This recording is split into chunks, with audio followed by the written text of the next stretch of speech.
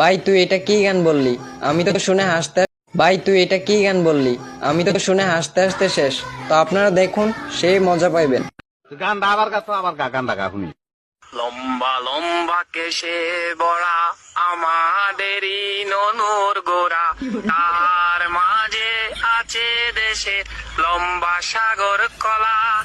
সেটা দিনের বেলায় নীরব থাকে, রাতের বেলায় কারা।